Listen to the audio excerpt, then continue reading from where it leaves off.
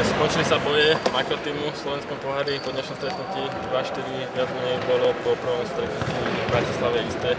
To bude postupovať.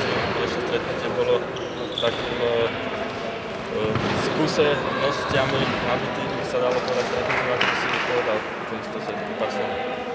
Tak je pravda, že sme do toho stretnutia išli už s tým, že teda postup je pase a to bolo asi jasné už keď bolo vyžrebované semifinále slovenského pohára, že Slomatik je predsa mužstvo, na ktoré asi momentálne ešte nemáme, ale dneska sme sa mohli presvedčiť znovu, že sa dá hrať aj s nimi a sme ich, si myslím, že v druhom polčase nielenže potrápili, ale ako, možno to budú neskromné slova, ale že sme boli lepší v tom druhom polčase a vytvorili sme si viacero šancí a ten výsledok nakoniec mohol byť ešte krajší. No, škoda tých 3-4 excelentných nacvičení akcií Slovmatiku, z ktorých nám dali góly. No, tak nemôžeme čakať, že budeme so Slovmatikom hrať na nulu, to sa samozrejme nedá. No.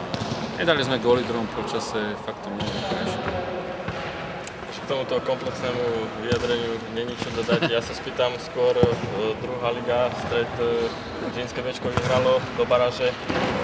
Ako to vidíme tam?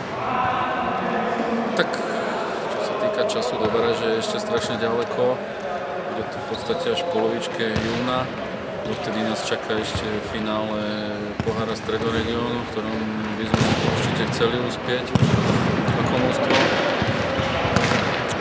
Tak vyhrali sme druhú ligu, ja si myslím, že to bola naša povinnosť. Proste, keď už sa tá sezóna pobabrala, tak ako sa to dopadlo, že teda sme skončili poslední, tak bolo našou povinnosťou proste tú druhú ligu vyhrať.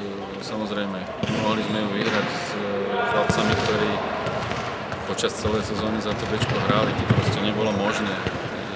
Chalani majú niektorí 16, 17, 18 rokov a proste nemajú na to, aby superili aj s takým mužstvom, ako bola teda Rimavská Sobota.